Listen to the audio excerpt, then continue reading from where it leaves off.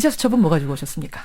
반기문 유엔 사무총장이 대통령 선거에 나설 피선거권 자격이 있느냐가 다시 이제 논란이 되고 있다고 어제 얘기를 했습니다. 그래서 오늘 아침에 나가서 해명 좀 하고 오라고 그래서. 어제요. 그러니까 저희 청취자 문자로 뭐가 들어왔냐면은 제가 여론조사에서 요즘 반기문 총장이 다 후보로 올라가잖아요. 예, 대선 예. 후보로. 근데 반기문 총장이 법적인 대선 후보 자격이 있습니까? 라는 질문이 굉장히 많이 들어왔어요. 예. 그래서 권영철 기자한테 제가 질문을 드렸는데 권영철 기자도 뭐 이분 법 전공하신 분 아닌데 정확히 모르셨습니다. 변상욱 기자가 정확히 취재해 오신 겁니까? 그러면 권영철 기자가 마저 책임을 져야지 저한테. 아무튼 예. 대통령 피선거권 자격을 얻으려면 5년 이상 국내 거주해야 된다. 이런 규절이 있어요. 선거법상. 문제 5년 이상 국내 거주란 예. 건 있어요. 이제 반기문 유엔 사무총장 지금 10년째 외국에 나가 있는 그렇죠. 거죠. 문제는 앞뒤에 어떤 수식어가 있느냐, 단서가 있느냐인데 계속해서 5년 이상이냐, 평생 거주한 기간을 합산해서 5년만 넘으면 되는 거냐, 이 문제가 있는 거죠. 계속 아니에요? 아닙니다. 현행 선거법은 해석을 하자면 예. 평생 5년 이상 국내에 거주하고 지금 거주하고만 있으면 됩니다. 그러니까 반기문 유엔 사무총장이 올해 말까지 임기 끝내고 내년에 들어와 있으면 되는 거죠. 현재 그러니까 선거가 있는 그 현재 있으면 되고 예. 평생 통틀어서 5년 이상만 되면 되고. 예. 그렇죠. 그래요. 이런 논란이라면 모를까 다 필요 없는 얘기입니다. 이게. 왜 필요 없는 얘기라고 말씀을 드리냐면 예. 이거 지난해 9월에서 10월에 걸쳐가지고 박근혜 대통령이 뉴욕에서 반기문 총장을 만났을 때 논란이 돼서 다 정리가 된 사항이에요.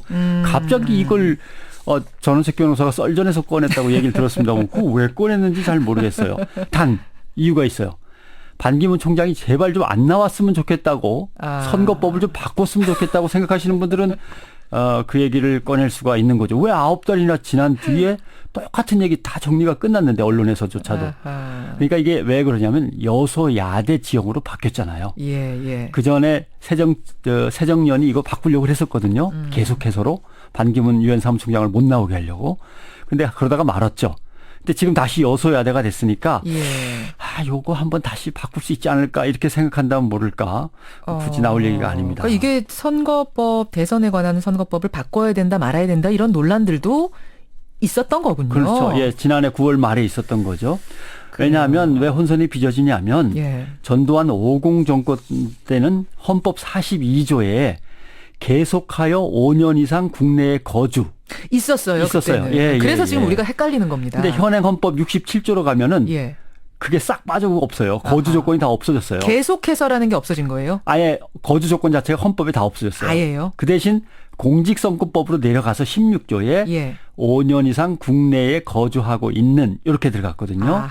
그러니까 계속해서를 넣었다가 계속해서를 뺀 법의 취지, 법 개정의 취지를 따진다면 이거는 당연히 국내 토탈 포함 전체를 포함해서 5년 이상만 머무른 적이 있다. 해서. 이렇게 된 거죠. 그렇군요. 더군다나 김대중 전 대통령도 대통령 선거에서 지고 나서 영국 가서 머물다가 다시 돌아와서 된 거죠. 그렇죠. 그러고 보니까 전례가 있어요. 그렇습니다. 이야기가 나온 김에 우리 이 대통령 출마의 조건에 대해 얘기를 좀 해보죠. 다른 나라 같으면 어떻습니까? 미국 대통령은 14년 이상 머물러야 됩니다. 영국은 그냥 시민권자면 되고. 여기도 계속은 아니고 평생 14년이에요? 프랑스는 지방자치의원이나 지방자치자 단체장 같으면 6개월 이상 있어야 되는데 대통령은 그냥 국내에만 머무르면 되니까 시민권자면 되고. 프랑스도. 독일, 일본, 이탈리아, 스페인, 스웨덴, 스위스도 다 그냥 시민권자면 되고. 필리핀은 10년, 멕시코는 6개월, 노르웨이 10년. 뭐 벨기에 같은 경우는 주소가 국내로 되어 있는 사람. 그래요? 그런 것도 있고. 그러니까 열려있네요? 어떤 일정한 경향이나 원칙 흐름이 있는 게 아니고요. 그때 그 나라의 정치 환경이나 여론, 사정에 따라서 규정이 만들어지는 거죠. 정말 묘한 거는요. 어제 찾다 보니까 이것저것. 뻔히 다 아는데도 불구하고 전원책 변호사가 썰전에서 한 이야기만 딱 잘라가지고 출마할 수 없다로 기사를 쓰는 언론사들이 있더라고요. 지금도요? 예. 다 알면서 이거 지난해 다 마무리된 거 알면서. 그러니까 그 언론사는 뭔가 좀 복잡한 사정에 의해서 반기문 유엔 사무총장이 좀 안 나왔으면 하는 바람이 있는 그런 건 거죠. 아닌지. 예, 뭔가 좀 희한한 아주 보수 언론 중에서도 그런 신문이 있더라고요. 그래서 차라리 몇 년을 국내에 머물렀냐가 중요한 게 아니고 이 복잡한 국내 정치 현실에서 너무 오랫동안 외국에 나가 있던 사람이 갑자기 들어와서 정치 통합이나 사회 통합을 또 컨트롤할 수 있을 것이냐. 그것에 대한 논의라면. 이런 논의라면 또 몰라도 날짜가 지났다 안 지났다는 조금 쪼잔한 예, 얘기인 것 같습니다. 어제 하여튼 질문이 들어온 부분이었는데 저희가 명쾌하게 설명을 못 드렸어요. 네. 좀 헷갈리는 면이 있어서. 그래서 오늘 변상욱 대기자가 꼼꼼하게 정리를 해가지고 오셨습니다. 7925님이요. 거주하고 있는 이란 구절이 있다면은 현재 진행 아닌가요? 이렇게 해주는데 현재 진행 맞습니다. 그러니까 예. 대선 나올 그 당시에만 있으면 그렇죠. 된다는 얘기예요. 그건 돌아와서 이제 뭐 다시 그 주거하면 되니까. 예, 그래요. 그 외에도 댓글들이 조금 더 있는데요. 김지성님은 안타깝지만 인면수심의 범죄가 일어나는 건 지역과는 큰 관련이 없어 보입니다. 이렇게 그 지역에서 끔찍한 사건이 일어났다고 지역 주민 대표들이 나서서 사과하는 건 처음 보는 일 같다. 그러고 보니까 그래요. 서울에서 뭐 수도권에선 얼마나 많은 끔찍한 일들이 벌어집니까? 근데 오죽 지역 혐오가 이렇게 판을 치면 이런 사과하는 일이 일어났을까라는 문자들을. 예.